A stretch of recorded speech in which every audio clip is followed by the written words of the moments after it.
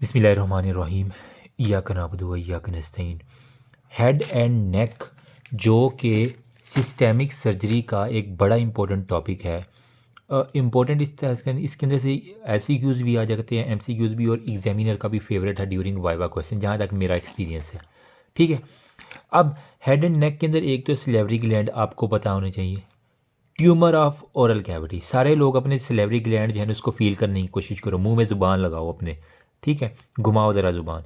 फिर वहीं पे अगर कोई ट्यूमर आ जाए, फिर अपनी गर्दन को ज़रा पलपेट करके देखो।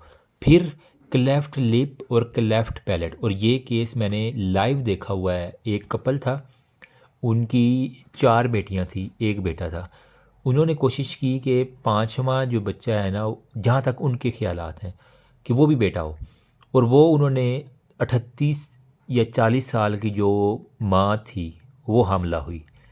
उसके अंदर ये था क्लेफ्ट लिप और क्लेफ्ट पैलेट में उस बच्चे, लेकिन हुई उनकी बच्ची, ठीक है, बेटी उनकी पैदा हुई, लेकिन उसका भी शुरू शुरू में तो बड़े खुश थे सारे, लेकिन जब माँ ने उसको फीड करवाया तो वो नाक से दूध निकल रहा था, ठीक है। फिर उसकी कोई रिश्तेदार उसको गुड़ती देने आई, मतलब वो चटाते हैं ना जो शहद वगैरह, तो उसने फील किया कि अंदर एक बहुत ज़्यादा क्लेफ्ट पैलेट ही उसका ख़त्म हुआ हुआ। तो वो सारे घर वाले रोना शुरू कर दिया उन्होंने। फिर ये केस आया फैमिली में, तो हमने फिर जब इसको देखा, ठीक है, फैमिली केस बता रहा हूँ एक, तो इसमें हमें फिर पता चला उसकी मदर की एज बहुत ज़्यादा थी और उनकी ये हिस्ट्री चल रही थी, तो इस वजह से, ठीक है, वो सारा हम यहाँ पे डिस्कशन करते हैं। सबसे पहले मैं सिलेवरी ग्लैंड के ऊपर आता हूँ। ये कोई 1947 के कुछ मेरे कंसेप्ट हैं, शायद मुझ जैसे जो हैं जिन्होंने लास्ट डेज में पढ़ना होता है थोड़ा बहुत उनकी हेल्प हो जाए, मैंने कोशिश करूँगा, ठीक है। अब सिलेवरी ग्लैंड आपके पास कौन कौन सी होती हैं? एक आपके पास होती हैं जी मेजर सिलेवरी ग्लैंड, एक होती है माइनर। मेजर तो आप पढ़ते आ गए हैं, सबलिंगुअल, सब मैंडिबुलर और पेरोटिड। लिंगुअल ज़ुबान में, मैंडिबल के पास, और पेरोटिड हमारे पास इन फ्रंट ऑफ ईयर, ठीक है। इसके अलावा वो कहता है कि 450 आपके माइनर सिलेवरी ग्लैंड, जिसे हम अभी काउंट ही नहीं कर रहे, छोटे छोटे छोटे छोटे अल्लाह पाक ने इतने ज़्यादा रखे हुए हैं, ठीक है, उन्हें हम माइनर कहते हैं, लेकिन उनका रोल है, ठीक। अब ओवरऑल सलाइवा की प्रोडक्शन, जब मैक्सिमम स्टिमुलेशन, जब आपका कढ़ाई गोश्त पका हो, कलेजी पकी हो, या फिर आप किसी मटन शॉप के ऊपर जो है ना वो दुम्बा कढ़ाई खाने जाएँ, तो 4 ml पर मिनट मैक्सिमम होती है, ठीक है। उसमें भी जो है ना वो 70% सब मैंडिबुलर करता है, पेरोटिड 25% सलाइवा की प्रोडक्शन करता है, और 100 में से जो 5% है वो जो सब लिंगुअल है, ज़ुबान के नीचे है, वो 5% सिर्फ करता है, ठीक है। ज़ुबान के ऊपर लानत, ठीक है, तो 5 ये आ गया, 5 ज़रब 5 25 ये आ गया, बाकी जो रह जाएगा 30% ये होगा, 70% बाकी सब मैंडिबुलर। मैंने तो यूँ याद किया होगा, बाकी आप देख लेना, ठीक है। अब यहाँ पे हमारे पास वो कह रहा है कि इसके कुछ डिसऑर्डर हैं जो कि हैं, ठीक है। मेन फंक्शन सलाइवा का क्या है? Food, lubrication, cleaning, anti microbial activity. ये तो बच्चों वाली बात है, ये बंदा कोई नर्सरी का बच्चा भी अब लिख लेगा, वो बताने की ज़रूरत नहीं है। बुक के मुताबिक चलूँगा, एंड पे दिखाऊंगा जो जो मैंने पढ़ाया, बुक से इंशाल्लाह रिलेट करेंगे। डिसऑर्डर में हमारे पास क्या है? माइनर सिलेवरी ग्लैंड के सिस्ट हो सकता है, या वो माइनर जो हमें अभी नज़र नहीं आ रहे उनका ट्यूमर हो सकता है, ठीक है। सिस्ट मोस्टली क्या होता है? एक्सकवेशन हो जाती है। सिस्ट की मोस्टली कॉमन है आपकी जो लोअर लिप है ना, ये जो शराबी होंठ है, ठीक है, इनकी लोअर लिप के ऊपर जो है मोस्टली जो सिस्ट बनती है वो माइनर सिलेवरी ग्लैंड की वजह से बनती है। और अमूमन होता क्या है, आपने देखा होगा जब कोई चोट लग जाए या बाइट हो जाए आपकी ड्यूरिंग ईटिंग, तो लोअर लिप के ऊपर एक छोटी सी स्वेलिंग बन जाती है, वो माइनर सिलेवरी ग्लैंड की सिस्ट है। इसके अलावा ट्यूमर बन जाती है, वो 90% जो है ना वो माइनर सिलेवरी ग्लैंड ट्यूमर जो है ना वो मिलिग्नेंट होते हैं, और उनको हमने ना लोकल इंसाइज करके जो है ना वो काट दिया करती हैं और निकाल दिया करती हैं। या मोस्टली ये जो सॉरी कराची के लोग पान खाते हैं, छालिया खाते हैं बहुत ज़्यादा, ठीक है, तो इसके अंदर भी जो देखा गया है कि बहुत ज़्यादा उनके ट्यूमर्स जो है ना बनते हैं। लाइव केसेस उनका मुंह नहीं खुल रहा होता, बिलीव में, ठीक है, और फिर भी वो बाज नहीं आते। बड़े ये एक अजीब सिचुएशन है, पता नहीं किसने कराची के अंदर पान इंट्रोड्यूस करवाया। मेजर में क्या होता है हमारे पास? सबलिंगुअल, सब मैंडिबुलर, पेरोटिड। सबलिंगुअल सारे अपनी ज़ुबान के नीचे फील करो, अपने सिलेवरी ग्लैंड को ज़ुबान को मोड़ के अपने नीचे लगाओ, ठीक है। उसके अंदर क्या हो सकता है? रेन्यूला हो सकता है, मतलब रन की ज़ुबान है। लिंगुअल मैंने यूँ याद रखा हुआ है कि रन जो है ना, अमूमन रन किसे कहते हैं? ये पंजाबी या सराकी में जो बीवी होती है उसे कहते हैं। तो रन की जो है ना लिंगुअल ज़ुबान होती है, तो उसके अंदर रेन्यूला बनता है, वो सब लिंगुअल की वजह से बनते हैं। नंबर सेकंड पे प्लंगिंग रेन्यूला हो सकता है, या फिर ट्यूमर। रेन्यूला बेसिकली क्या है? ये म्यूकस रिटेंशन सिस्ट है, मतलब जब आप इसको देखेंगे तो वो सिस्ट होगी, उसके अंदर सारे का सारा म्यूकस भरा हुआ होगा, ठीक है। और ये हमारे पास ट्रांसल्यूसेंट होती है। अब इसके अंदर हमने दो तरह की होती है, ट्रांसल्यूसेंट होती है और एक हमारे पास होती है ओपेक, ठीक है। ट्रांसल्यूसेंट हमें अमूमन जो है ना वो नज़र नहीं आती, ठीक है। रेडियो ओपेक और रेडियो ल्यूसेंट का पता है ना आपको। ल्यूसेंट जो होती है वो नज़र नहीं आती, लेकिन जो ओपेक होती है वो एक्सरे के ऊपर नज़र आ जाती है। तो इसी तरह इसके अंदर भी यही एल जहाँ पे आ रहा है ना वो नज़र नहीं आता, ठीक है।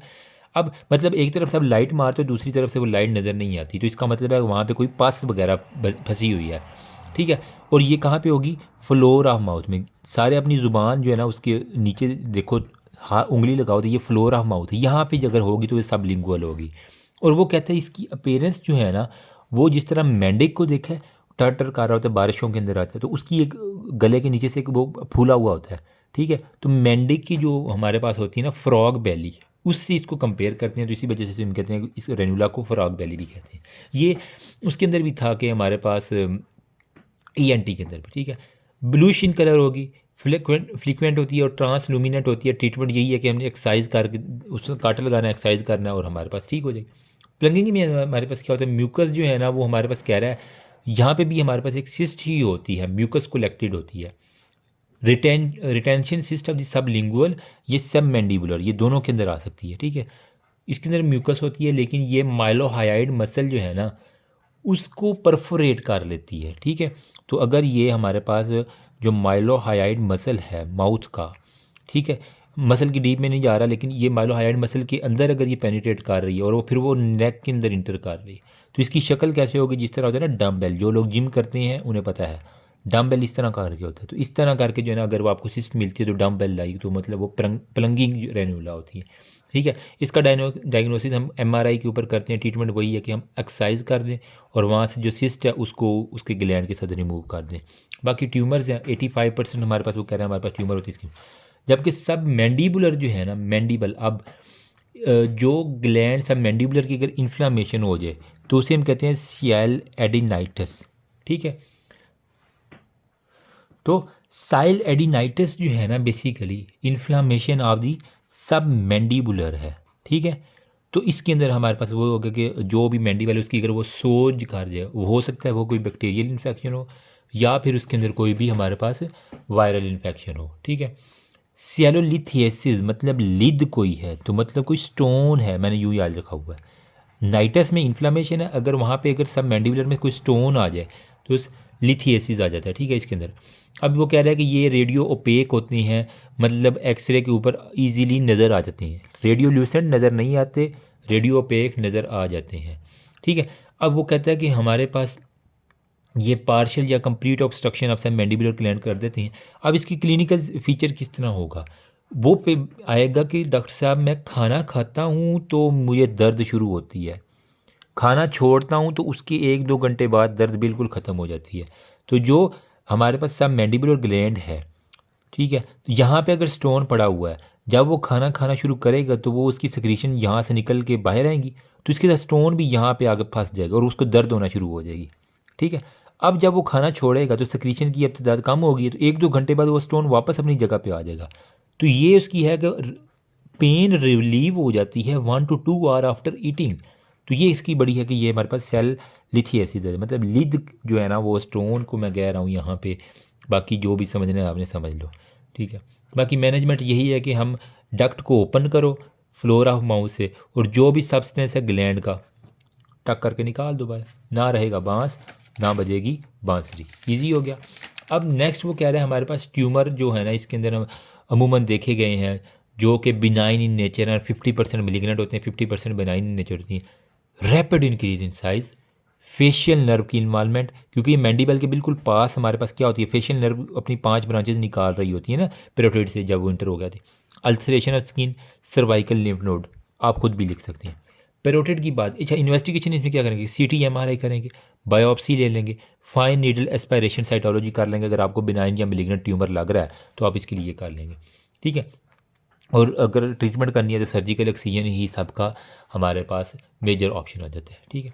बाकी वो कह रहा है कि पेरोटिड ग्लैंड लास्ट पे ये हमारे पास क्या हो सकता है, बच्चे को पता है कि मम्प्स के अंदर क्या होता है, पैरोटिड ग्लैंड की स्वेलिंग हो जाती है। तो हमारे पास इसकी क्या होती है, जो एंगल ऑफ मैंडिबल है ना, वहाँ पे आपके पास जो ग्लैंड है पैरोटिड ग्लैंड है, वहाँ से हमारे पास फेशियल नर्व निकलती है। ठीक है, 10 जेब्रा बिट माई कैट, हमारे पास एक निमोनिक होता है ना, टेम्पोरल हो गया, मैंडिबुलर हो गया, बिट माई बक्कल हो गया, मार्जिनल मैंडिबुलर हो गया, और ये माई कैट हो गया सीसेस। ठीक है, तो ये हमारे पास जो है ना वो 5 ब्रांचेज जो निकलती है। तो यही कह रहा है कि हमारे पास अगर मैं आपको डायग्राम दिखाऊं तो यहाँ पे देखो, ये पैरोटिड ग्लैंड है, ये यहाँ से इसकी फेशियल नर्व आ रही है, ये वाइट कलर की, शायद आपको यहाँ पे नज़र ना, अपनी अपनी बुक के ऊपर देखना, ये हल्की सी एक वाइट जो है ना नर्व इस तरह करके 5 ब्रांचेज अपनी दे रही है। ठीक है, तो ये पैरोटिड ग्लैंड के अंदर से ये फेशियल नर्व आ रही है, लेकिन फेशियल नर्व ब्रांच नहीं थी, इसके बारे में बड़े मीम्स भी बने हुए हैं कि अपने अंदर से गुजार लेती है फेशियल नर्व इसको, लेकिन इसको कोई ब्रांच नहीं देती। फिर पैरोटिड डक्ट यहाँ पे ये डक्ट ओपन हो रही है उस ग्लैंड की, ये पूरा जो वाइट ग्लैंड आपको नज़र आ रहा है। पोस्टीरियर इसके बिल्कुल पीछे पोस्टीरियर फेशियल नर्व एक्सटर्नल जुगनम, वो यही कह रहा है कि हमारे पास facial nerve exist in stylomastoid foramen के अंदर होती है, नर्व टर्न थ्रो बाकी 5 मेन ब्रांचेज देती है। और वो कह रहा है कि हमारे पास इसका एक डीप लोब होता है, एक हमारे पास सुपरफिशियल लोब होता है।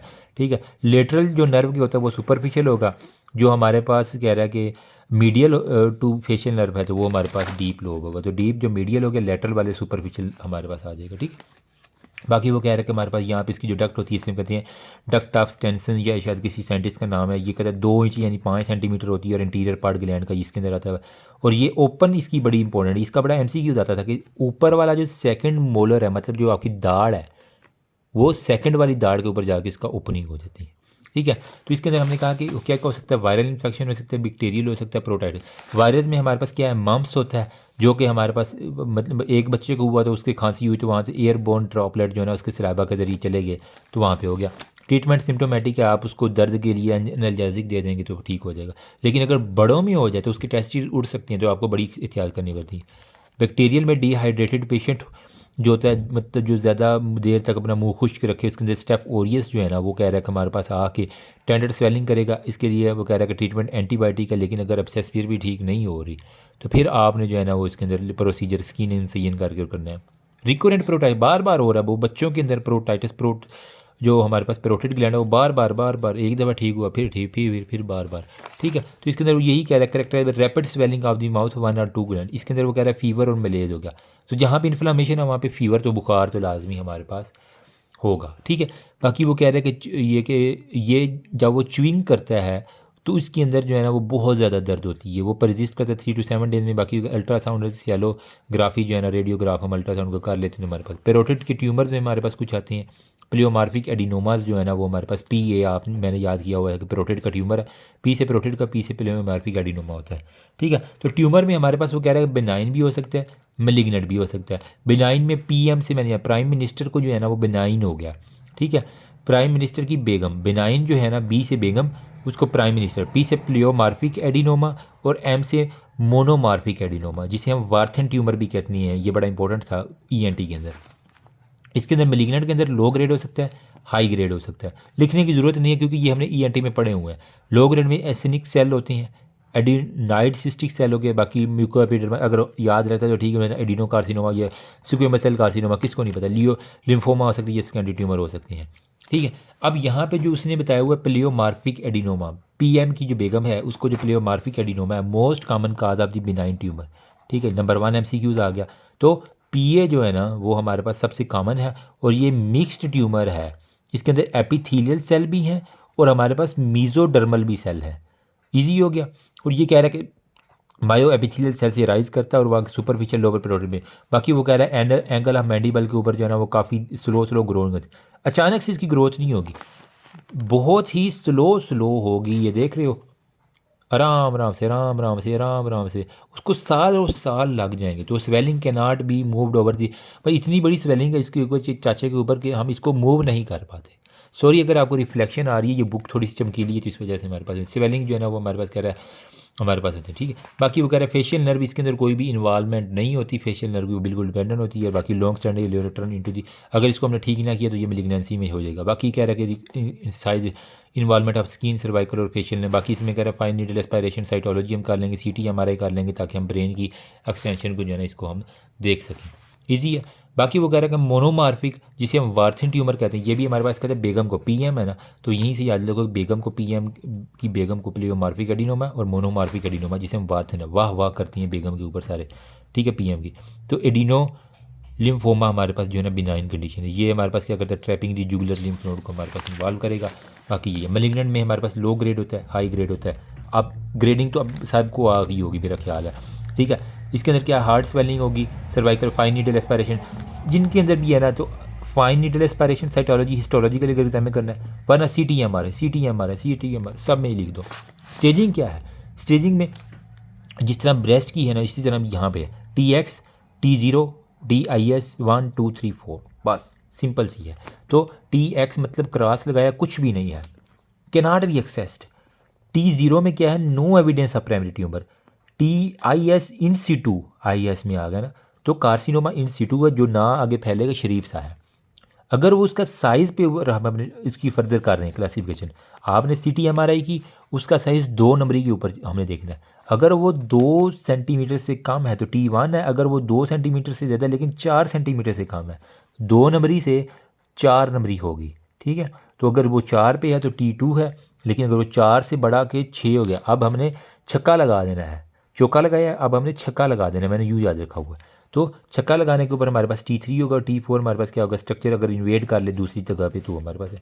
बाकी रीजनल लिम्फ नोड में TNM इसे हम क्लासिफिकेशन कहते हैं ना, ठीक है। तो N के अंदर NX अगर कोई भी लिम्फ नोड इन्वॉल्व ना हो, N0 non lymph node metastasis, M1 में अगर वो लिम्फ नोड जो है ना लेस देन 3 सेंटीमीटर अगर इन्वॉल्व कर रहा है, अगर ग्रेटर देन 3 है लेकिन छक्का उसने कम मारा है, ठीक है, अगर वो छक्का मारेगा तो N2B और N2C में वो कह रहा है कि 6 सेंटीमीटर से ज़्यादा ग्रेड डायमेंशन में, N3 में अगर वो 6 छक्के से भी ज़्यादा उसका लिम्फ नोड इन्वॉल्व होगा तो ये हमारे पास होगी, ईजी है। बाकी डिस्टेंशन अगर M0 है कोई डिस्टेंस नहीं है, अगर M1 है तो हमारे पास उसकी डिस्टेंशन आ गई, ठीक है। बाकी वो यही इसने स्टेजिंग यहाँ पे लिख दिया, अब अगर आप याद करना चाहें तो मोर अच्छा हो जाएगा। ट्रीटमेंट क्या है, लो ग्रेड है तो मैनेज कर देंगे सुपरफिशियल प्रो पेरोटोडेक्टमी के ज़रिए। हाई ग्रेड है तो हमें रेडिकल पेरोटोडेक्टमी मतलब रेडिकली पूरे का पूरा निकाल। इस सुपरफिशियल में क्या ऊपर ऊपर से हम ना खुरेज देते हैं अगर लो ग्रेड है। हाई ग्रेड में हमें पूरा निकालना, जहाँ पे रेडिकल का लफ्ज़ आज उसका मतलब मैंने पूरा पेरोटिड ग्लैंड निकाल देना होता है, ठीक है। तो इसे कह रहा है कि इप्सिलेटर मेडिटर मसल भी हमने उसके साथ जो इन्वॉल्व मसल है वो भी निकालो, नेक डाइसेक्शन करो, उसके अंदर जो लिम्फ नोड है वो भी हमने निकाल दो, ईजी सा सीन है। हेमाटोमा और सीरोमा वगैरह बन सकते हैं इसके में। बाकी इन्फेक्शन हो सकता है टेम्परेरी परमानेंट ये। अब अगर मैं नोट्स के ऊपर लिखूंगा तो मेरे ख्याल में टाइम ही ज़ाया करने वाली बात है, कोई इतना मुश्किल नहीं है। फ्रेज सिंड्रोम ये भी ENT के अंदर पड़ा हुआ है। होता क्या है कि जो आपकी पैरासिम्पथेटिक फाइबर है यूरिकुलो टेम्पोरल, कान के पास और टेम्पोरल बोन के पास, ठीक है, कान पट्टी वाली जो है ना, यहाँ पे जो यूरिकुलो टेम्पोरल नर्व है वो क्या लेके ये पैरासिम्पथेटिक फाइबर, अगर वो किसी भी इन्फेक्शन या ट्रॉमा की वजह से एक दफ़ा डैमेज हो गई है, ठीक है। बेसिकली यूरिकुलो टेम्पोरल नर्व जो है ना किसको सप्लाई करती है, सलेवरी ग्लैंड को सप्लाई करती है, लेकिन क्या करती है पैरासिम्पथेटिक एक्टिविटी। पैरासिम्पथेटिक का मतलब जब आप खाना खा रहे होते हैं सुकून में होते हैं तो पैरासिम्पथेटिक एक्टिवेट होता है और सलाइवा निकलता है, यही काम होता है यूरिकुलो टेम्पोरल नर्व का। अब अगर वो डैमेज हो गई है एक दफ़ा तो उसने दोबारा रीजनरेट भी तो कुदरती अमल के जरिए करना है, तो दोबारा वो कहते हैं रीजनरेट तो करती है, और अब वो अपनी नॉर्मल जगह पे तो चलो लग गई है लेकिन साथ में उसने रीजनरेशन कर ली, यहाँ पे जो स्वेट ग्लैंड पड़े हुए हैं मुंह के पास, ठीक है, उनको भी थोड़ी थोड़ी सप्लाई इसने देना शुरू कर दी है। सोने पे सुहागा दोगली हो गई अब, ठीक है, पार्टी बदल ली साली ने। अब यहाँ पे यही है कि वो प्री यूरिकुलर स्किन, कान के आगे वाली जो स्किन है उसको उसने इन्वॉल्व कर लिया, जो कि वहाँ पे स्वेट ग्लैंड थे उनको। ये ऐसा बंदा जब वो कोई मसालेदार चीज़ खाता है या इसको कोई भूख लगती है तो इसकी यहाँ पे पसीना आना शुरू कर देता है, तो इसे हम कहते हैं फ्रेज सिंड्रोम। उसको स्मेल आ जाए या खाने का टेस्ट अगर वो टच करे तो वो खाते खाते जो है ना उसको सलेवरी ग्लैंड स्टिमुलेशन तो हुई है, साथ ही उसके पसीना शड़ शड़ शड़ यहाँ से निकलना शुरू कर दिया। वजह क्या है, यूरिकुलर टेम्पोरल उसकी पहले डैमेज हुई थी लेकिन जब वो रीजनरेट की उसने जाकर स्वेट ग्लैंड को भी एक्टिवेशन देना शुरू कर दिया। अब जब ये सलेवरी ग्लैंड एक्टिवेट होगी साथ ही ये इसके स्वेट ग्लैंड भी एक्टिवेट होगी, यही बात है हमारे पास कि उसकी स्टिमुलेशन होगी। अब इसके अंदर प्रिवेंशन कैसे करनी है, स्टर्नोक्लीडोमास्टाइड जो मसल है इसका फ्लैप होता है बिटवीन स्किन, वो कह रहा है कि टेम्परेरी फ्लैप फेशियल फ्लैप कर देती हैं। इंसर्शन ऑफ आर्टिफिशियल मेम्ब्रेन जो है ना इनके दरमियान हम आर्टिफिशियल मेम्ब्रेन डाल देते हैं ताकि उनका कनेक्शन एक दफ़ा जो है ना वो बेड के दरमियान वो ख़त्म हो जाए, स्किन और पेरोटिड के दरमियान। बाकी मैनेजमेंट वो यही कह रहा है कि हम एंटी प्रिस्पेंट मतलब जो पसीना कम आने वाली दवाइयाँ वो दे दो, डीनर्वेशन कर दो, टिम्पैनिक न्यूरेक्टमी, मतलब वहाँ से जो सप्लाई दे रही है उसको वहाँ से जाके एक कट लगा दो। बाकी इंजेक्शन बोटुलिज्म इंजेक्शन अगर बहुत ज़्यादा कुछ लोगों को होती है तो उसके अंदर भी हमें बोटुलिज्म इंजेक्शन जो है ना वो लगाना पड़ता है। ईजी हो गया। अब इंपॉर्टेंट ट्यूमर सिलेवरी ग्लैंड वो कह रहा है अनकॉमन है, लेकिन वो कह रहा है कि हमारे पास नेक के अंदर नियोप्लाज्म होता है 85% सिलेवरी ग्लैंड जो है पेरोटिड ग्लैंड से। ठीक है, तो पेरोटिड से जो है ना वो 85% जो हमारे पास ट्यूमर राइज करती है ना वो पेरोटिड ग्लैंड से होती हैं। ठीक है, और उनमें से 90% बिनाइन होती हैं, बाकी ये बच्चों वाली कोई पूछता नहीं। स्टेप ऑफ सुपरफिशियल पेरोटिडेक्टमी हो गई है, इंसिजन है। यार ये मैं नहीं दिखा सकता क्योंकि पहले मेरी वीडियो पे रिस्ट्रिक्शन लग चुकी है, मुझे बड़ा दुख होता है जब ये काम होता है ना। ठीक है, वो कह रहा है कर्व में अराउंड जो लोब्यूल है, बाकी वो नेक क्रीज के ऊपर, ये बाकी बातें वो ये प्रोसीजर कोई भी नहीं पूछता। बाकी टोटल कंजर्वेटिव पेरोटिडेक्टमी में हमारे पास है या रेडिकल है। टोटल में हमारे पास क्या है कि when deep lobe of parotid is involved. ठीक है, तो tumour can be removed by preserving the facial nerve, इसके अंदर हम फेशियल नर्व को प्रिजर्व कर लिया करते हैं। ठीक है, बाकी कह रहा है main trunk of the facial nerve its branches are separated from deep lobe, और उसको जो है ना वो सेपरेट करके वो जो डीप लोब है रिट्रैक्शन करके वहाँ पे हम लिफ्ट कर देते हैं नर्व को, और ब्रांचेज जो है ना वो डीप लोब की और वहाँ से रिमूव करके और बच्चों रेडिकल पेरोटिडेक्टमी में हमें क्या कहते हैं जब बोथ लोब रेडिकल मैंने कहा जहाँ पे लफ्ज़ आ गया इसका मतलब है पूरा आपने निकालना है। तो फेशियल नर्व और साथ में ग्लैंड जो ट्यूमर इन्वॉल्व है, इन रेडिकल में हमारे पास जो है ना पेरोटिड ग्लैंड पूरा रिमूव किया अलॉन्ग विद फेशियल नर्व, सारा ही खाता उतार कर नेक डाइसेक्शन जो है ना वो कैरिड आउट करेंगे, जो इसके लिफ नोड वाला है वो इसके अंदर आ जाएंगे। तो ये जी है हमारे पास जो हमने इतना बड़ा जो है ना ये किया। तो ये शुरू वाले मैंने ये सिस्ट रेनुली ये जो फ्रॉग वैली मैं आपको बता रहा हूँ जिस तरह मेंढक का होता है ना पेट, अपनी अपनी बुक में देखिए जो मैंने येलो किया हुआ इस तरह का आपको नजर आएगा। बाकी ये सेल एडिनाइटिस मतलब सब मैंडिबुलर ग्लैंड की अगर इन्फ्लामेशन है, ये देखो यहाँ पे जो ट्यूमर है सब मैंडिबुलर का रैपिड स्वेलिंग होती है सबसे ज़्यादा इसकी। ठीक है, बाकी ये मैंने बातें बता दी हैं। तो अभी ये तक हमारे पास ये सिलेवरी ग्लैंड हो गई। नेक्स्ट हमारे पास ट्यूमर ऑफ ओरल कैविटी, ये नीचे वाले जो है ना हमारे पास मैक्सिलोफेशियल इंजरीज, ये अलग से डेंटल सर्जरी तो है ही, BDS का हमारा तो है ही नहीं। ओके जी, नेक्स्ट जो है ना हमारा इसके अंदर हमारे पास है tumour of the oral cavity. अपने मुंह के अंदर ज़रा घुमाओ, इसके अंदर क्यों ये कोई ट्यूमर बन जाएगा, क्यों कोई कैंसरिशियस मास बन जाएगा। वजह मैंने पहले भी अर्ज़ की, ये जो उल्टे सीधे मुंह के अंदर काम करते हैं कराची वाले मोस्टली जो इस काम में फेमस है, पान खाना, छालिया, गुटखा। अब तो लाहौर में भी बड़ा इसका चर्चा चल गया। अमूमन मैंने देखा है शादियों के ऊपर लोग स्पेशल पान लगवा रहे होते हैं जी, मेहंदी के ऊपर चल रहा है पान, अजीब पता नहीं किधर से निकाली हुई है, मीठा पान। पान पान है, बजाय उसको कान को आप ऊपर से पकड़ो नीचे से पकड़ो, खरबूजे के ऊपर छुरी रखो या नीचे, कटना खरबूजे नहीं है। कुछ प्री मिलिग्नेंट कंडीशन है जिनके अंदर हाई रिस्क हमारे पास कुछ लीयंस आ जाती हैं। ठीक है, और ये कुछ हमारे पास लो रिस्क लीयंस आ जाती हैं। हाई रिस्क में क्या है, एरिथ्रोप्लेकिया रेड या फिर क्रोनिक हाइपरप्लास्टिक कैंडिडियासिस हो सकता है। कैंडिडिया मतलब कोई फंगल इन्फेक्शन है। लो रिस्क जो हमारे पास लियन है उसके अंदर ओरल लाइकन प्लेनिस है या फिर डिसिकॉइड लूपस एरिथ्रामेटोसिस है। बताता हूँ क्या होता है। अच्छा, यहाँ पे आपने एक और कंडीशन पढ़ी होगा, वाइट पैच जो है ना बन जाते हैं, उसको हम कहते हैं ल्यूकोप्लेकिया। ठीक है, एरिथ्रो रेड पैच अगर वो वाइट हो, ठीक है, ल्यूकोप्लेकिया, तो उसे हम कहेंगे वाइट प्लेग। और यहाँ पे वो कह रहा है कि कोई भी इसकी ऐसा पैथोलॉजी, लेकिन ये स्मूथ रिंकल्ड और फिशर जो है ना मुंह के अंदर बन जाते हैं। ठीक है, अब यहाँ पे अगर किसी को आप देख लें, ठीक है, ल्यूकोप्लेकिया मतलब उसके अंदर वाइटिश प्लैग बन गए हैं। अगर मैं आपको दिखा सकता काश के यार, एक्चुअली मैं पिक्चर, अब लोग फिर कहेंगे पिक्चर्स नहीं दिखाते, यार पिक्चर ही नहीं दिखाता क्योंकि यूट्यूब ने इंतहाई रिस्ट्रिक्ट कर दी हैं अपनी कंडीशन के। पहले भी मैंने एक दो दिखाई हैं तो उन्होंने कहा जी आप सेक्सुअल कंटेंट प्रमोट कर रहे हो ये न्यूडिटी पर। मैंने कहा खुदा के मतलब हमारी पूरी बुक की न्यूडिटी, उन्हें फिर मैंने मेल की या पता नहीं अब क्या करते हैं वो। ठीक है, चलो देख लो यार, ये थोड़ा सा ये देखो वाइटिश ब्लैक, इसमें हम कहते हैं ल्यूकोप्लेकिया कहते हैं। अब जब इसको ऊपर से रगड़ेंगे ना तो नीचे बिल्कुल रेड बेस उसकी मिलेगी, एरिथमेटस बेस मिलेगी, और ये इंतहाई ख़तरनाक कंडीशन है। मेलिग्नेंट पोटेंशियल होता है इसके अंदर मेलिग्नेंसी का। फिर एरिथ्रोप्लेकिया क्या है, अगर ब्राइट रेड उसी तरह का अगर यहाँ पे आपको ब्राइट रेड मिल जाए, ठीक है, मैं अगर दिखा सकूँ एरिथ्रोप्लेकिया, तो इसके अंदर आपको ये वाले, यस, ठीक है, ये देख अमूमन आपने कभी देखा भी होगा ना ये एक पेशेंट इसका। तो इसके अंदर क्या है, ब्राइट रेड प्लैग बनता है जो कि हमारे पास किसी भी और पैथोलॉजी, इसके अंदर भी मिलिग्नेंट पोटेंशियल होता है अबाउट 17 फोल्ड, मतलब ल्यूकोप्लेकिया से 17 गुना ज़्यादा इसकी मेलिग्नेंसी का चांस होता है। ठीक है, वो कह रहे हैं अगर आप इसके अंदर देखेंगे और वो मुसलसल एरिथ्रोप्लेकिया का शिकार है तो आपने फ़ौरन से CO2 लेज़र के ज़रिए उसको रिमूव करना होता है। सर्जिकली एक्सरसाइज करो या फिर CO2 लेज़र उसको ऊपर मार के ख़त्म कर दो। फिर क्रोनिक हाइपरप्लास्टिक कैंडिडियासिस के बारे में वो कह रहा है कि ये कैंडिडिया एल्बिकन्स की वजह से हमारे पास होता है। इसकी वजह से डेंस वाइट प्लैक बनते हैं अराउंड द कमिश्रा, जो कि आपके वर्चे कहते हैं, क्या कहते हैं, मुंह की जो साइडों वाले कमिश्रज होते हैं, ठीक है, उनके ऊपर वो कहता है। मोस्टली जिन लोगों को डायबिटीज़, शुगर के अंदर हमने देखा फंगल इन्फेक्शन बड़ा ज़्यादा, तो जिनको को डायबिटीज़ हो, स्टीराइडल के ऊपर हो, HIV थेरापी ले रहे हों या फिर कीमोथेरापी के ऊपर, उनके अंदर ये क्रोनिक हाइपर, क्योंकि उनका इम्यून सिस्टम जिनका कम होगा ना, उनके अंदर फंगस नहीं चुटकियों में आना, चुटकियों में। तो ये है, इसके अंदर हम क्या करेंगे, 2 हफ्ते के लिए उनको एंटी फंगल ट्रीटमेंट देंगे, बंदा ठीक। फिर है ओरल, एक उसने कंडीशन लिखी है ओरल सब म्यूकस फाइब्रोसिस। ओरल सब म्यूकस फाइब्रोसिस, फाइब्रोसिस मतलब वहाँ पे कुछ चोट लगी है, उसके बाद जो लोग पान मसाला खाते हैं। कराची वालों, अगर कोई मेरी वीडियो कराची से सुन रहा है, मैं कराची वालों को ख़राब नहीं, आई लव कराची, मैंने विज़िट किया था 2017 में, मुझे बड़ा ही पसंद आया था।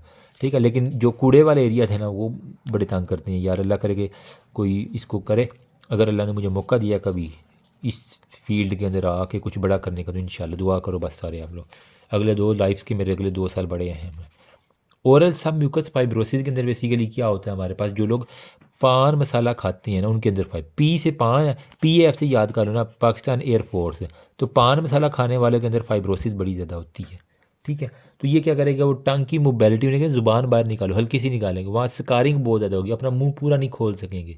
ठीक है, तो इनको हमने ट्रीटमेंट फिर किस तरह करनी होती है, जो फाइब्रोसिस हुई है उसके ऊपर स्टीराइडल इंजेक्शन मारते हैं, वो करती हैं। वहाँ से फिर स्किन की एक्सरसाइज करके वहाँ पे ग्राफ्टिंग हमें लगानी पड़ती है, ताकि हमारे पास थोड़ा सा काम होला हो। ठीक है, बाकी उन्हें स्ट्रिक्ट रहना कि अल्कोहल, पान, छालिया, तंबाकू बिल्कुल बंद, तभी ये ठीक होगा फाइब्रोसिस। वरना फाइब्रोसिस होकर उसका मुंह जो है ना, वो रोटी खाने के लिए भी इतना सा खुलता है। फिर नॉर्मल का अगर इतना खुलेगा ना, तो रोटी खाने के लिए इतना सा उसका मुंह खुले, इतना सा बस, वो बोलने में भी उसके बड़ा मसला होता है। ये हमारे पास ये है।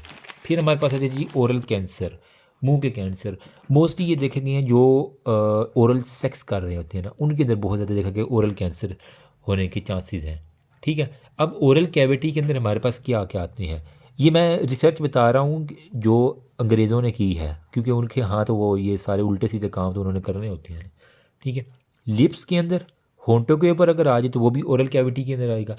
अगर टंग के ऊपर आ जाए वो, floor of the mouth, alveolus के ऊपर आ जाए, ठीक है, या फिर बक्कल म्यूकोजा और पैलेट के ऊपर जो है ना वो आ जाए, तो इसके अंदर से हमारे पास ओरल कैंसर बड़े काम है। काज क्या, तंबाकू, पान, कोहल, एरिथ्रोप्लेकिया, हाइपर, इल फिटिंग डेंचर।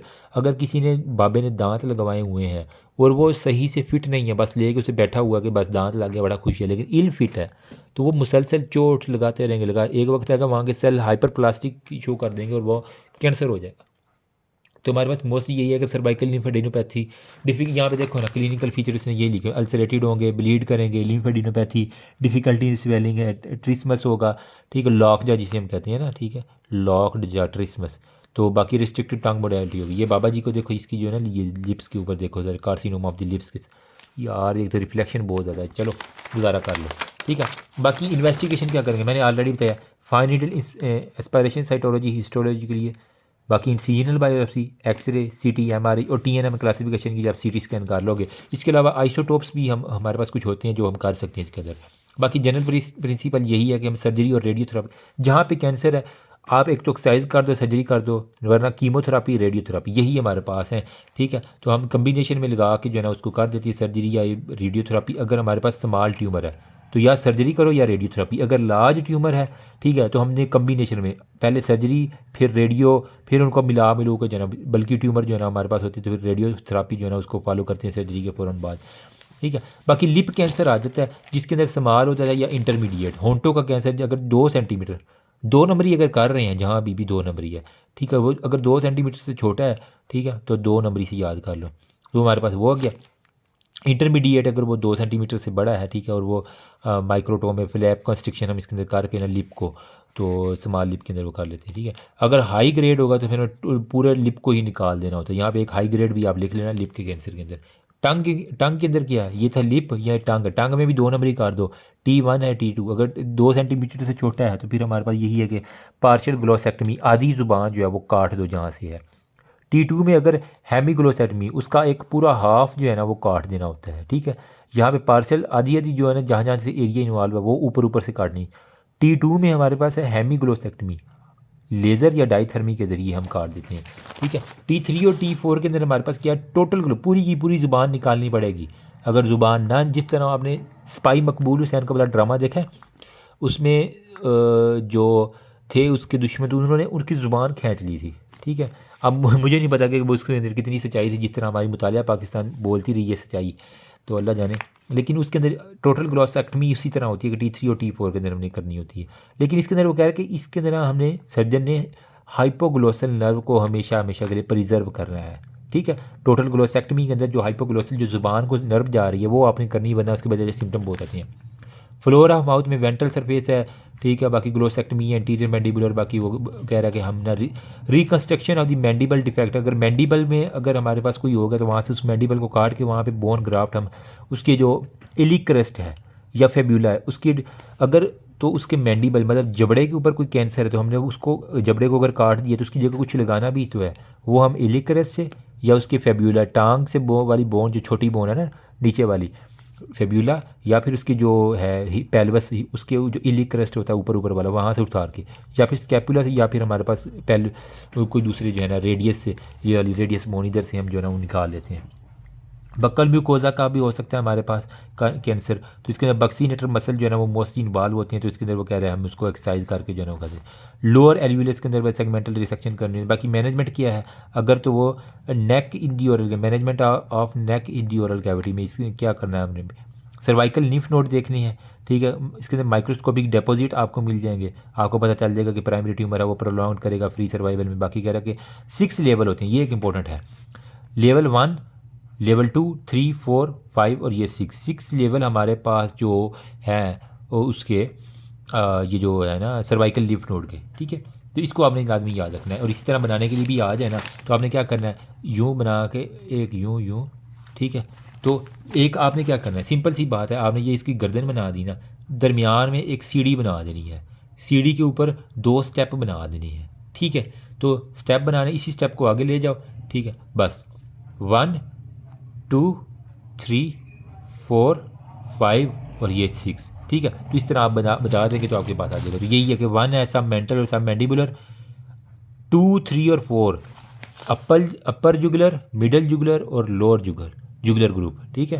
तो यहाँ पे जुगुलर वेन होती है तो वहीं से याद कर लो, अपर जुगुलर, मिडल, लोअर। फर्स्ट वाला हमारे पास सब मेंटल और सब बिल्कुल मैंडिबल के बिल्कुल नीचे है ना, तो सब मैंडिबुलर, मैंडिबल के बिल्कुल नीचे। फिर 5 वाला देखो यहाँ पे क्या है, पोस्टीरियर ट्राइएंगल जो नेक की है, ये अगर एंटीरियर ट्राइएंगल के अंदर है तो हमारे पास जो है ना ये 6 वाले में आ जाएगा। ईजी है, मज़ा आया कि नहीं आया। तो ये सारी की सारी कहानी इसके अंदर ये लिखी हुई है, तो बताने की ज़रूरत नहीं है। अब ट्रीटमेंट कोई जहाँ पे कैंसर है सर्जरी करो, रेडियो करो, कीमो करो, नेक डाइसेक्शन वहाँ पे वो निकाल के, बस रेडिकल नेक डाइसेक्शन, पूरी नेक के अंदर अब जितने भी ग्रुप ऑफ लिम्फ नोड है ना 1, 2, 6 सारे निकाल, जहाँ पे रेडिकल का लफ्ज़ आ गया पूरा निकालना है आपने, कुछ भी नहीं छोड़ना। मॉडिफाइड रेडिकल में मतलब हमने पूरे लिम्फ नोड भी निकालने हैं, साथ में हमने accessory nerve removed with preservation. अब यहाँ पे हमने नर्व जो है ना वो मॉडिफाई कर दिया इसी को, मतलब यहाँ पे तो हमने नर्व भी काट कूट दी थी ना, ठीक है। मसल भी जो है ना वो हमने निकाल दिया, इंटरनल जुगुलर भी निकाल दी। मॉडिफाइड में हमने थोड़ा सा इसको ना मॉडिफाई किया है ताकि हम बाकी चीज़ें बचा लें, सिर्फ लिम्फ नोड निकालें। तो हमने preserve accessory nerve, internal jugular vein और स्टेनोक्लीडोमास्टाइड को प्रिजर्व कर लिया। सिलेक्टिव नेक में क्या होता है, हमने सिर्फ जो है ना 1 और मोर मेजर लिम्फ नोड सिर्फ निकालते हैं ग्रुप को, बाकी इंटरनल मेमोरी और वो बाकी चीज़ों पर रिजर्व कर लिया करते हैं, ठीक है। तो हमारे पास 3 तरह है, रेडिकल नेक, मॉडिफाइड रेडिकल या सिलेक्टिव नेक डाइसेक्शन। ईजी होगा, याद कर लोगे। बाकी वही है कि N0, N1, 2, N1 में सिलेक्टिव नेक डाइसेक्शन है, N1 में हमारे पास है सिलेक्टिव नेक डाइसेक्शन है, 2 में रेडिकल या मॉडिफाइड, 3 में बाईलेटरल, N2C में ये है, और N3 के अंदर हमने रेडियोथेरापी सिर्फ करनी होती है हमारे पास काम। मेटास्टेटिक में वही कह रहे हैं कि वो नेजोफेरेंक्स के अंदर, ओरोफेरेंक्स, बेस ऑफ टंग, बच्चों वाली बात है, जहाँ जहाँ आप गर्दन के इर्द गिर्द जो है ना उसको फैला देना, वो कोई है प्राइमरी मैलिग्नेंसी है, वो कोई है अम्यूनो हिस्टोस्टेनिंग आप इसके अंदर करें। Cervical lymph node should be consider in case of failure, ठीक है, ऑफ द प्राइमरी ट्यूमर, और बाकी बातें यही है, ठीक है। अब यहाँ पे बाकी यानी नेक्स्ट स्वेलिंग वो नेक्स्ट करते हैं। तो यार नेक स्वेलिंग जो है ना, सारे अपनी अपनी गर्दन को ज़रा हाथ लगा के, रिमेंबर अपनी गर्दन ही पकड़ना, किसी और की ना पकड़ लेना। कॉन्जेनिटल भी हो सकता है, एक्वायर्ड भी हो सकता है। वो कह रहा है कि नेक के ऊपर कोई भी लंप आ सकता है, ठीक है। अब यहाँ पे वो कह रहा है कि हमारे पास ये पहले देखो एंगल ऑफ मैंडिबल है, उसके पीछे ये देखो ये सारा मसल जो सुर्ख रंग वाला है, ठीक है, ये है हमारे पास स्टर्नोक्लेइडोमास्टाइड यहाँ से यहाँ तक, ठीक है। पीछे वाला देखो ये है ट्रेपीजियस मसल, ये ट्रेपीजियस मसल है, ये स्टर्नोक्लेइडोमास्टाइड मसल है, ठीक है। अब इसके स्टर्नोक्लेइडोमास्टाइड और एंगल ऑफ मैंडिबल इसके पीछे पीछे क्या चीज़ है, एक ये आपको ट्रायंगल मिल रही है, यूं करके यूं करके यूं करके, इसे हम कहते हैं एंटीरियर ट्रायंगल ऑफ नेक। फिर जो ट्रेपीजियस है और स्टर्नोक्लेइडोमास्टाइड के दरमियान एक यूं करके और यूं करके एक इस तरह करके ट्रायंगल मिल रही है। एक्चुअल ट्रायंगल तो नहीं है लेकिन हमने इसको ट्रायंगल बना दिया है, ठीक है। तो पिस्टीरियरली ट्रेपीजियस है, एंटीरियरली हमारे पास स्टर्नोक्लेइडोमास्टाइड है, इसके दरमियान जो है वो हमारे पास पोस्टीरियर ट्रायंगल ऑफ नेक है। इसके बिल्कुल नीचे देखो ये हमारे पास हड्डी जो है क्लेविकल, जो ब्यूटी बोन है, जो गर्ल्स जो अमूमन जो है ना इंस्टा के ऊपर आप अगर देखें तो बड़ी वो अपनी ब्यूटी बोन दिखा रही होती हैं, खुदा की बंदी हो, अल्लाह के बंदे हो, ये किसी और के लिए होती है, हलाल रिश्तों के लिए दिखाने के लिए होती है, तुम हराम लोगों को दिखा रही होती है, कोई खुदा का खौफ कर, ठीक है। अब मुझे तो पता है कमेंट्स आना शुरू हो जाएंगे व्हाट्सएप के ऊपर, ये आप क्या बोले जा रहे हैं, एक्चुअल बात है। ऊपर देखो ये बेस ऑफ स्कल सारी की सारी, तो अब आपको ओरिएंटेशन होगी तो इसके अंदर उसने सारी कहानी यही लिखी हुई है, एंटीरियर ट्रायंगल पोस्टीरियर ट्रायंगल, ठीक है। अब देखो अब यहाँ पे वो कह रहा है कि base of the school superiorly ये बेस ऑफ द स्कल आ गया, ठीक है, और क्लेविकल की इन्फीरियरली क्लेविकल है, तो ये पोस्टीरियर ट्रायंगल की बात करें इन्फीरियरली हमारे पास क्लेविकल आ गया, ठीक है। बाकी वो कह रहे हैं एंटीरियर ट्रायंगल जो है बॉर्डर में हमारे पास जो है ना स्टर्नोक्लेइडोमास्टाइड, ठीक है, ये पीछे स्टर्नोक्लेइडोमास्टाइड है, मिड लाइन में रेमस ऑफ द मैंडिबल है, यही लोअर बॉर्डर रेमस किसे कहते हैं ना मैंडिबल का। पोस्टीरियर ट्रायंगल ऑफ बॉर्डर में interior border of the trapezius, ये ट्रेपीजियस है, इसका इंटीरियर बॉर्डर ये आ गया। बाकी क्लेविकल नीचे से आ गई, ऊपर से हमारे पास बेस ऑफ जो वो सारे के सारे आ गए। बच्चों वाली बात है।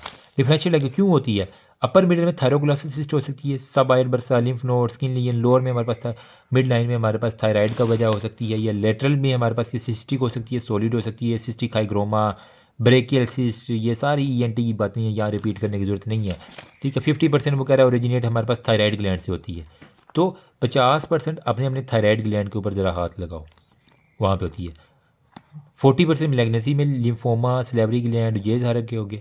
बाकी हमारे पास कह रहा है कि थायराइड और थायरोग्लाइकल सिस्ट जो है ना, सिस्टिक हाइग्रोमा जो है ना वो, और सर्वाइकल लिम्फ नोड जो है ना वो कह रहा है हमें ये देखो सिस्टिक हाइग्रोमा नज़र आ रहा है, ये कितनी मोटी इसकी स्वेलिंग हो चुकी है ये वाली। इन्हें यार एक्चुअल में इसकी आंखें जो है ना वो थोड़ी सी यूं कर देनी चाहिए ताकि इसकी आइडेंटिफिकेशन ना हो, कल को इसका रिश्ता बेचारी का जाना है तो फिर उन्होंने कहना कि ये तो फेमस लड़की है, टिकटॉकर है। स्किन स्वेलिंग हो सकती है, सीबेशियस हो गया, डर्माइड हो गया। बाकी हमारे पास वो ये है कि ब्रेंकियल सिस्टम में हमारे पास क्या होता है, vestigial remnants of the second brachial cleft हो गया। तो यूँ कह लें कि जो एम्ब्रियोलॉजिकली ये हमारे पास ब्रेंकियल सिस्ट जो है ना, ब्रांकियल या ब्रेंकियल जो भी पढ़ रहे हो, रेमिनेंट्स ऑफ दी सेकेंड हो गया, तो 2 नंबरी यहाँ पे भी हमारे पास आ गई, ईजी हो गया। स्क्वेमस एपिथेलियम होती है, उसके अंदर थिक टर्बिड फ्लूइड होता है जो कि हमारे पास कोलेस्ट्रॉल क्रिस्टल के अंदर साथ भरा होता है। तो ये ब्रेकियल सिस्ट है, इसके अंदर जब आप इसको थोड़ा सा एस्पायर करेंगे तो सारे के सारे इसके अंदर क्या होगा, कोलेस्ट्रॉल होगा। तो कोलेस्ट्रॉल ये इसका एक MCQ होता है कि ब्रेकियल सिस्ट के अंदर आता है। ये हमारे पास क्या होती है, usually form upper anterior border of the sternocleidomastoid junction में होता है, नॉन ट्रांसल्यूमिनेट। अगर यहाँ से आप लाइट मारोगे उधर से लाइट नहीं मिलेगी आपको, ठीक है, तो नॉन ट्रांसल्यूमिनेट, और इसके लिए हमने लोकल एक्सीजन कर लेती है। फिर कीमोडेक्टोमा कैरोटिड बॉडी ट्यूमर, ये इसको पोटैटो ट्यूमर भी कहते हैं। इसके अंदर बेसिकली क्या होता है, people living in high altitude, जो ऊंचाई पे रहते हैं, वो ऊंचाई पे रहते हैं, उनकी ऑक्सीजन की कमी होती है, तो उनके बैरो रिसेप्टर बार कीमो रिसेप्टर जो है ना वो बार बार एक्टिवेट होते हैं, या तुम्हें ऑक्सीजन की कमी, ऑक्सीजन एक वक्त आएगा जब वो ज़्यादा देर तक ऊंचाई में रहोगे तो वो कैरोटिड बल्ब जो है ना वो एक तो स्वेल अप हो जाएंगे, तो ट्यूमर वहाँ से राइज होता है, chemo receptor of the medial side of the carotid bulb. तो अगर वो कैरोटिड बल्ब बार बार स्टिमुलेट हो रही तो वहाँ से अगर ट्यूमर राइज होती है, इसे कहते हैं कीमोटेक्टोमा, या कैरोटिड बॉडी ट्यूमर, या पोटैटो ट्यूमर, आलू की तरह जो है ना वो, पहाड़ी इलाकों पे आलू का। पेनलेस लंप होता है। अमूमन ये जो पठान होते हैं ना ये इसके साथ आते हैं क्योंकि ये अमूमन पहाड़ी इलाकों में रहती हैं ना। एंजियोग्राफी आप इसके अंदर कर लेंगे, बायोप्सी और फाइन नीडल एस्पायरेशन, साइटोलॉजी कर लोगे, मेलिग्नेंट होती है। बाकी वो कह रहा है हमारे पास डायग्नोसिस में वेरी स्लो और ट्यूबर एलिमेंट। सब आयाइड बर्साइटिस में क्या है, बरसा जो है बिटवीन दी पोस्टीरियर बड़ी हाइड बोन गले वाली और थायरोहाइड जो मेम्ब्रेन है उनके दरमियान जो बरसा है उसकी हमारे पास इन्फ्लामेशन हो जाती है। इन्फ्लामेटरी फ्लूइड जो है वो कलेक्ट होता है, बाकी फ्लैक्टेंट स्वेलिंग होती है, वहाँ पे कह रहे हैं अंडर जनरल एनेस्थीसिया निकलना है। स्टर्नोमेस्टाइड ट्यूमर में हमारे पास कह रहे हैं कि ट्यूमर ऑफ दी मीजनर हो गया और बाकी बच्चों वाले ऑर्गेनाइज होती हैं, वो कोई भी इतनी मुश्किल नहीं है। बाकी ये देख लो यहाँ पे हमारे पास स्टर्नोमेस्टाइड ट्यूमर जो है ना वो राइट साइड के ऊपर आपको मेस्टाइड कान के पीछे जो है ना आपको मिल रही है। ट्रीटमेंट कंजर्वेटिव है, फिजियोथेरापी है। लुडविग्स एंजाइना, ये मैंने इसकी प्रेजेंटेशन दी थी ईएनटी के जब हमारा वार्ड चल रहा था ना, तो मुझे अभी तक याद है मैंने लुडविग्स एंजाइना के ऊपर बड़ी अच्छी प्रेजेंटेशन दी थी और मुझे अप्रिशिएशन भी मिली थी। अब्सेस हो जाती है सब मैंडिबुलर स्पेस जो होती है ना, मतलब लोअर जा जो है ना वहाँ पे सारे के सारे मसल जो माइलोहाइड मसल होती हैं उनके दरमियान एक स्पेस होती है जिसे हम सब मैंडिबुलर स्पेस कहते हैं। उसके अंदर जो है ना वो अगर सेलुलोलाइटिस इन्फ्लामेशन सारे की सारी हो जाए, इन्फेक्शन जो है ना बैक्टीरिया होता है स्ट्रेप्टोकोकस एनारोबिक की वजह से होता है, एंटीबायोटिक दे दोगे, मेट्रोनिडाजोल दे दोगे ना तो आपके पास ये हो सकता है। मोस्टली उनके अंदर होता है कि जिन्होंने जो है ना वो डेंटल इन्फेक्शन हो जाता है, उसके बाद आपको जो है ना वो लुडविग्स एंजाइना जो है ना वो आपको देखने को मिलता है। अगर मैं आपको दिखा दूँ तो ये इस तरह का, मतलब उसकी जो लोअर चिन होती है ना वो सारी लाल हुई होती है, देख लो ये वाली। ये इसे हम कहते हैं सब हमारे पास कौन सी स्पेस है, सब मैंडिबुलर स्पेस है, सांप की मंदी, ये देख लो लुडविग एंजाइना सारी की सारी लाल हुई होती है सेलुलोलाइटिस की वजह से जहाँ पे। ठीक है, तो ये हमारे पास अब होपफुली आपको नहीं भूलेगा। लास्ट में हमारा रह गया क्लेफ्ट लिप और क्लेफ्ट पैलेट, इसको हम देखते हैं।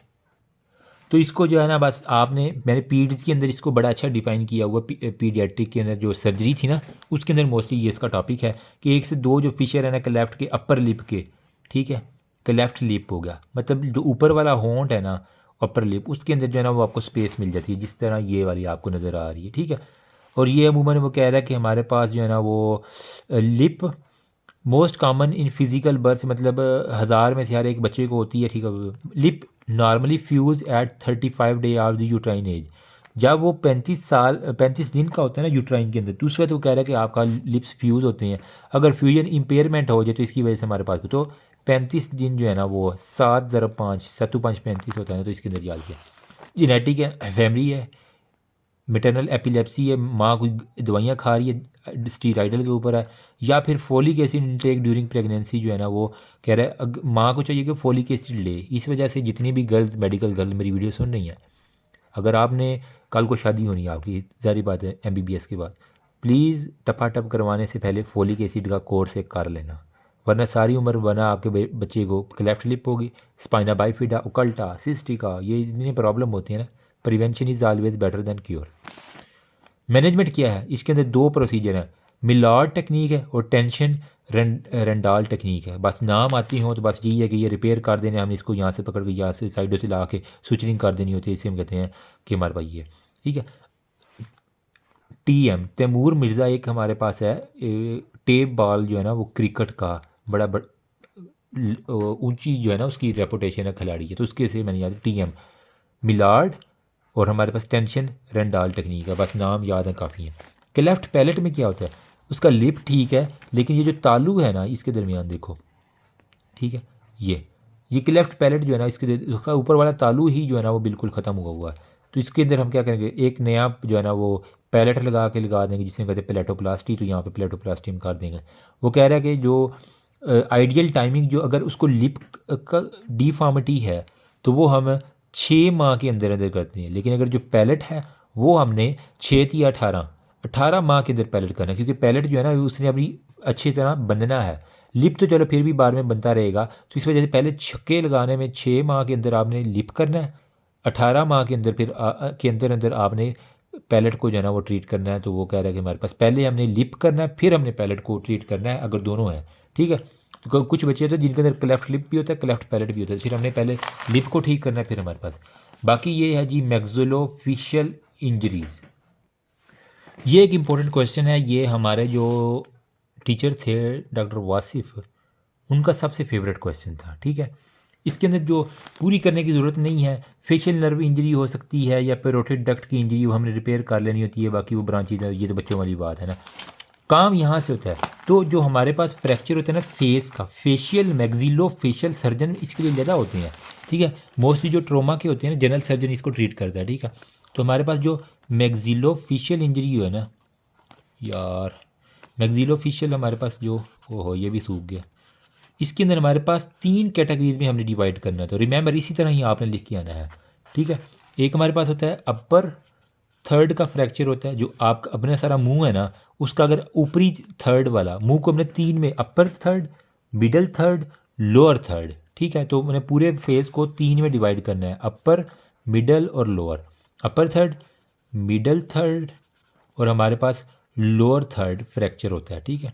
लोअर थर्ड फ्रैक्चर, ठीक है। अब ये जो मिडल वाला है ना, दरमियान वाला मिडल फिंगर, इसने सारे आगे काम और उल्टे कर देने हैं। सॉरी अगर किसी ने माइंड किया तो, लेकिन मेरी यही निमोनिक है। मिडल थर्ड के अंदर हमारे पास जो कैटेगरी है वो हमारे पास होती है ले फॉर्ट 1, ले फॉर्ट 2। आई थिंक ये फॉर्ट कोई साइंटिस्ट है या जो भी है, लेकिन उसने अपने नाम के ऊपर जो है ना वो ले फॉर्ट 3 फ्रैक्चर, जिसे मेरा पुत्र ये आ गए ना वो समझो कि उसकी जो है ना वो मैग्जिलोफेशियल सर्जरी मुकम्मल है, ठीक है। अब मैं बता देता हूँ यहीं से बजाय इसके लिखने के, हमारा टाइम ज़ाया हो, कि अगर अपर थर्ड फ्रैक्चर में फ्रंटल बोन पैराइटल बोन जो है ना वो हमारे पास इन्वॉल्व है। तो अगर किसी को अभी भी कन्फ्यूजन है तो बड़ी अच्छी ये डायग्राम है। तो आप सारे अपनी आंखों के ऊपर ऊपर अगर आपको फ्रैक्चर हो गया है तो ये अपर थर्ड है। मिडल थर्ड मैंने कहा मिडल फिंगर ज़्यादा करती है काम ख़राब, तो ले फॉर्ट 1, ले फॉर्ट 2, ले फॉर्ट 3 इसके अंदर आएगा। लोअर थर्ड जो मैंडिबल वाला हिस्सा है ना सारे का सारा, इसकी अगर फ्रैक्चरिंग है तो ये हमारे पास। तो अपर थर्ड में वो कह रहा है कि हमारे पास पेराइटल बोन और हमारे पास फ्रंटल बोन, सी फ्रंटल बोन और साइडों वाली पेराइटल बोन, ये अगर इसका फ्रैक्चर है तो हमारे पास क्या है, नाम में देखो ना, डायग्राम को जेहन में लाओ थोड़ा सा, ईजिली हो जाएगा, ठीक है। अब वो कह रहा है कि इसके अंदर अगर डिप्रेस अगर अंदर की तरफ धंसी हुई बोन है या कोई मिस हो गया बोन, तो वो रिप्लेस करके हम यहाँ पे एक नया बोन ग्राफ्ट, अब बोन ग्राफ्ट आप टांग की फेब्यूला से ले सकती हैं, इलिक्रस से ले सकती हैं, स्कैपुला से ले सकते हैं, तो वो डिपेंड करता है कहाँ से सर्जन लेते हैं। मिडल में हमारे पास क्या है देखो, मैग्जिला, जाइगोमेटिक सारे की सारी, नेज़ल नाक वाली, और हमारे पास एथमाइड आँखों वाली। अगर ये एथमाइड, मैग्जिला, जाइगोमेटिक और नेज़ल बोन अगर इसका फ्रैक्चर है तो ये हमारे पास मिडल थर्ड का फ्रैक्चर आ गया। ईजी हो गया डायग्राम से। अल्लाह करे बस ये वीडियो वगैरह रिस्ट्रिक्शन ना आए, लेकिन चलो अल्लाह खैर करेगा। ले फॉर्ट 1 में क्या है, अपर एलियोलस एंड पैलेट अगर हमारे पास हो जाए, ठीक है, तो इसे हम कहेंगे ले फॉर्ट 1। तो ये वाली देखो आप डायग्राम, तो ये वाली देख रहे हो, आपका जो पैलेट है तालू जो इन्वॉल्व है और हमारे पास अपर एल्वियोलस मतलब दांतों वाला जो एरिया वो अगर इन्वॉल्व है तो ले फॉर्ट 1 है। ले फॉर्ट 2 क्या है, एक पैरामिड है, ये देख रहे हो कितनी प्यारी उसने डायग्राम बनाई है यार। ले फॉर्ट एक पैरामिड, जिस तरह वो मुसलियों की झोंपड़ी होती है ना, अगर आप गए हों इस तरह, या फिर आपके वो जो खाना बदोश होते हैं अमूमन उनकी झोंपड़ी आप देखें तो वो पैरामिड होती है, तो पैरामिड शेप होती है ये, ऑर्बिट से रन करती है, ब्रिजेस ऑफ नोज नाक के ब्रिजेस से होके, एथमाइड बोन आंखों वाली साथ होता है, क्रीबरी फॉर्म प्लेट के साथ होती मतलब यूं जाके यूं आ रही है, ठीक है, यूं करके यूं आ रही है, ठीक है। तो ये हमारे पास होती है जी कौन सी, ले फॉर्ट 2 में, ठीक है। और इसकी फ्रैक्चर की वजह से हमारे सी एस एफ रेनोरिया, जो नाक से आपके सी एस एफ फ्लूइड आ रहा है तो इसके अंदर हमारे पास सी एस एफ रेनोरिया होता है। अब ले फॉर्ट 3 में क्या होता है हमारे पास, it separates the facial skeletal from base of the skull, तो बेस ऑफ स्कल यहाँ पे था, ठीक है, और जो उसको मज़ीद ऊपर चले जाएं अब उसको जो सेपरेटिंग लाइन है ना वो देख लो, ये चली बेस ऑफ स्कल को ले फॉर्ट 3 कर रही है, ठीक है। 1 नीचे है, 2 दरमियान में है, ये पैरामिड शेप, ठीक है, ये वाली पैरामिड शेप, और 3 हमारे पास क्या है, फेशियल स्केल्टल को बेस ऑफ स्कल से हमारे पास लेदा करती है। तो बस ये अब अगर आपको याद आ गया ना, ओहो यार ये तो परमानेंट मार्कर था, ओहो जल्द मिट जाओ यार, क्या हो गया। चलो हम इसको बाद में देखते हैं क्या करना है इसका। देखो यार लाइक सब्सक्राइब नहीं करते लेकिन मेरी एफर्ट लग रही है। सी एस एफ रिनोरिया होता है, ठीक है, अभी बाकी वगैरह ATLS प्रोटोकॉल देंगे, बाकी एनाल्जेसिया एंटीबायोटिक टेटनस के लिए इंटर। अब मैग्जिलरी जो है ना फ्रैक्चर, मैग्जिला इसका अगर फ्रैक्चर हो जाए तो ये देखो आपको ये मैग्जिला के हमारे पास फ्रैक्चर नज़र आ रहे हैं, तो इसके अंदर हमने वो कहता है क्या करना होता है, इसके अंदर हमने इंटरडेंटल वायरिंग, दांतों के दरमियान में तारें लगानी है, इंटर मैग्जिलरी वायरिंग, मैग्जीला के दरमियान में तारें लगा देनी है, और हमारे पास ओपन रिडक्शन और इंटरनल फिक्सेशन करना है, मिनी प्लेट लग देनी है, छोटी छोटी हमारे पास प्लेट्स होती हैं। यहाँ पे देख लो ये प्लेट्स आपको नज़र आ रही, ये वाली प्लेट्स हैं, ये बाकी उसने जो है ना वो वायरिंग की हुई दांतों के दरमियान में करा हुई। जाइगोमेटिक है तो वहाँ पे जिस प्लेस जो फ्रैक्चर उसके अंदर भी यही हम कहेंगे वो प्लेट, मिनी प्लेट लगा देंगे। अगर आपने सर्जरी की वार्ड अटेंड की हुई है तो आपके लिए मुश्किल नहीं होगा। ऑर्बिटल ब्लो आउट में हमारे पास डायरेक्ट ट्रोमा जो है ना वो अगर आँख आई बाल ही बाहर आ जाएगी, मुक्का लगा है, अमूमन पीएमए में बॉक्सिंग होती है तो इसके अंदर अगर मुक्का लगा तो हमारे पास pushing the bone orbital rim, orbit content में herniate in the maxillary antrum, तो ऑर्बिट जो है ना वो मैग्जिलरी एंट्रम के अंदर जो है ना वो हर्निएट कर देंगे और वहाँ पे डिप्लोपिया और एन ऑप्थेलमस वगैरह सारे का सारा हो जाएगा। लोअर थर्ड में मैंने बता दिया कि condyle is the weakest part होता है, ठीक है। अब मैं आपको दिखा देता हूँ जो लोअर थर्ड का हमारे पास फ्रैक्चर है ना, ये वाला, ठीक है, ये लोअर थर्ड ऑफ दी जो हमारे पास फ्रैक्चर, ये मैंडिबल सारे के सारे, condyle is the weakest part. Condyle कौन सा होता है, जहाँ पे ये ख़त्म हो रही है मैंडिबल, यहाँ पे एक कॉन्डाइल्स होती हैं, अगर आपको एनाटमी याद हो तो ये सबसे वीकेस्ट पॉइंट है, इसका सबसे ज़्यादा फ्रैक्चर होता है। तो वो कह रहा है एटीएस प्रोटोकॉल है, फ्रैक्चर को हम क्लोज या ओपन टेक्निक से मैनेज करते हैं, बाकी वगैरह टेक्निक फ्रैक्चर ओपन है तो बाकी होगा कुछ भी नहीं है इसमें, ठीक है, दैट्स ऑल अबाउट, ठीक है। बाकी नेक ट्रोमा में हम देख सकते हैं नेक्स्ट, तो ये आई थिंक आपने फोरेंसिक मेडिसिन के अंदर नेक ट्रोमा को अच्छे से पढ़ा होगा, ठीक है। अब इसके अंदर क्या हो सकता है, ब्लंट हो सकती है या पेनिट्रेट। ब्लंट मतलब कोई ईंट लग जाए या इस तरह की चीज़ जो नुकीली ना हो, इसे हम कहते हैं ब्लंट इंजरी। बाकी पेनिट्रेटिंग में कोई नोकदार चीज़, कोई छुरी वगैरह लग जाए तो वो हमारे पास होती है। ब्लंट में हमारे पास क्या है, क्योंकि डायरेक्ट ब्लो टू दी नेक होती है, ठीक है। मोटरसाइकिल व्हीकल एक्सीडेंट में वो मतलब वो जाते जाते किसी रेडी में लग गया है, ठीक है, या ट्रक के अंदर लग गया तो इसे हम कहते हैं। अब ट्रकों के ऊपर छुरियाँ तो नहीं ना लगी, इसकी वजह से क्या डिस्पेजिया, हेमाटाइटिस, एयरवे ऑब्स्ट्रक्शन। बाकी इनिशियल मैनेजमेंट वही है कि हम वेस्कुलर इंजरी जो है ना वो ठीक करें, खून निकल रहा है उसको ठीक करके नेक्स्ट एक्सप्लोर करके हीमोडायनामिकली अनस्टेबल पेशेंट में देखें।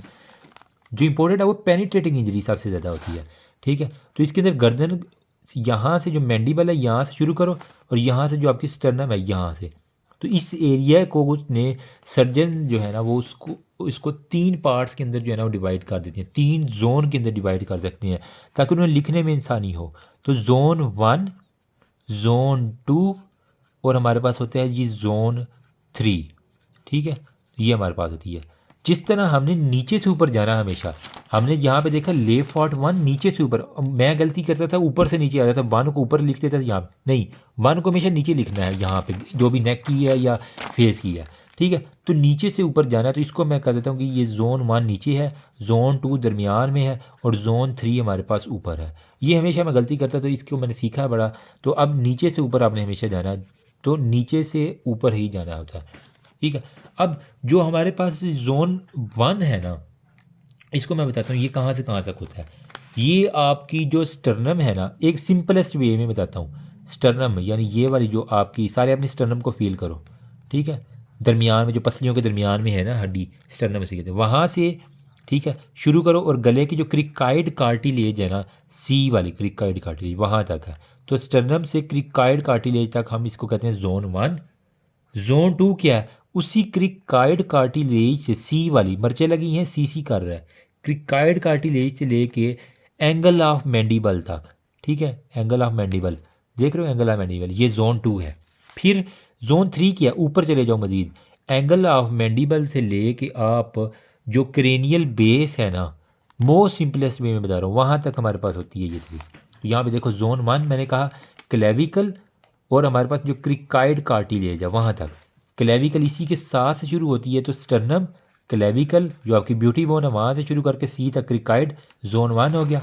जोन 2 क्या है, क्रिकाइड से हमारे पास हायाइड बोन, तो क्रिकाइड से हमारे पास यहाँ पे जो है ना वो हायाइड बोन आती है, ठीक है। तो हायाइड बोन अमूमन आपकी जो एंगल ऑफ मैंडिबल है ना यहाँ तक आ जाती है, ठीक है। फिर जोन 3 क्या है, जब आप एंगल ऑफ मैंडिबल से ऊपर जाते हो तो वो आपका सारे का सारा जो है ना वो जोन 3 नेक का आ जाएगा, ठीक है। तो अगर अभी भी किसी को समझ नहीं आई तो ये वाली डायग्राम देखो, ये है आपकी स्टर्नम, ठीक है, यहाँ से यहाँ पे आपकी जो है ये है क्लेविकल है, ब्यूटी बोन है, ये देख रहे हो। तो यहाँ से लेके यहाँ से सी मर्चें लगी हैं, सी क्रिकाइड कार्टिलेज तक जोन 1 है, क्रिकाइड से लेके हमने कहा हायाइड बोन तक हाई हाई कर रही है, ठीक है। अब तो हाइड बोन याद रख लो, मैंने एंगल ऑफ मैंडिबल का है, लेकिन अगर बुक के मुताबिक चले तो जो एक्स्ट्रा बुक्स हैं उसके अंदर एंगल ऑफ मैंडिबल ही लिखा होता है, ठीक है। तो क्रिकाइड से एंगल ऑफ मैंडिबल ये यहाँ पे हाइड बोन कर लो। जोन 2 है, वो कह रहा है कि above the angle of mandible, ये एंगल ऑफ मैंडिबल इससे अबाव ये जो नेक का एरिया इसे हम कहते हैं जोन 3। तो ये जो लाइट ब्लू वाला ये जोन 3 अबाव दी मैंडिबल जो है ना वो आ जाएगा। ईजी हो गया। तो यहाँ पे थोड़ी सी इसने ये दिखाई हुई है ये वाली लाइन, बस एंगल ऑफ मैंडिबल से ऊपर जो जोन 3 है। तो क्रिकाइड और हाइड के दरमियान जोन 2 है, और स्टर्नम ये क्लेविकल और सीज तक सी मर्चे लगे। तो ये हमारे पास ये हमारे, ठीक है। तो ये हमारे पास ये इसकी मैनेजमेंट क्या है, इंजरी को ट्रीट करना है, वो हमारे पास एक्सप्लोरेशन है। अच्छा, इसके अंदर पूछ लीजिए कि जोन 1 में क्या है, जोन 2 में क्या चीज़ आती है, जोन 3 में क्या चीज़ आती है। तो जोन 1 में देखो हमारे पास ये वाला जो नीचे नीचे वाला सारा जोन है ना, इसके अंदर देखो क्या कैरोटिड, ब्रेकियोसेफेलिक और बाकी जो वेसल्स है ना उसके अंदर सारी की सारी है। जोन 2 में क्या आती हैं, गले की सारी चीज़ें हमारे पास हीमोडायनामिक अनस्टेबल है तो इसके अंदर एसोफेगोस्कोपी, ब्रोंकोस्कोपी, एंजियोग्राफी वो सारी सारी कर लेती हैं। जोन 3 के अंदर हमारे पास जो अबाव दी ये वाला एरिया है ये, ठीक है। इसके अंदर इन्वॉल्व पीट्रस और cavernous portion of the internal carotid artery, vertebral artery branch आती है, ठीक है। एंजियोग्राफी डायग्नोस्टिक मेथड है चॉइस जोन 3 के अंदर होती है। इंट्राक्रेनियल सर्कुलेशन वगैरह है हमारे पास, थेराप्यूटिक एम्बोलाइजेशन या ना ब्लीडिंग को स्टॉप करने के लिए हम वहाँ पे एम्बोलाइजेशन वगैरह कर सकते हैं जोन 3 के अंदर। बस ये है। बाकी लास्ट पे डेंटल सर्जरी ये मूवमेंट डेंटल वाले का होता है, एमियोब्लास्टोमा, डेंटल सिस्ट है, बस नाम देख लो। और इसके अंदर ऐसा कुछ करने ये हमारे पास एप्यूलिस है, ठीक है। डेंटल सिस्ट आ गया, बाकी डेंटल एब्सेस हो गया, एरियोलर एब्सेस हो गया, डेंटल कैरियर जिसे टूथ डिके कहती हैं, मतलब वो डीमिनरलाइजेशन और रीमिनरलाइजेशन ऑफ द टूथ जो है ना वो acid of the fermentation to break the food the bacteria है। और क्या है बाकी ये दांतों की सफाई कर रहे हैं और हमने नहीं ये करना। That's all about, thank you so much, remember me also your precious prayer. Hopefully ज़्यादा नहीं तो जो मुझ जैसे हैं जिन्होंने लास्ट डेज में पढ़ना होता है कुछ ना कुछ, something is always better than nothing. दुआ में याद रखना, अगर थोड़ी सी भी समझ आई है तो हाँ। और अभी नेक्स्ट जो है ना मैं देख रहा हूँ कि वो कौन सा जो है ना मैं इसको चैप्टर को अपलोड करूँ। बाकी इंशाल्लाह करते हैं। थैंक यू, अल्लाह हाफिज़।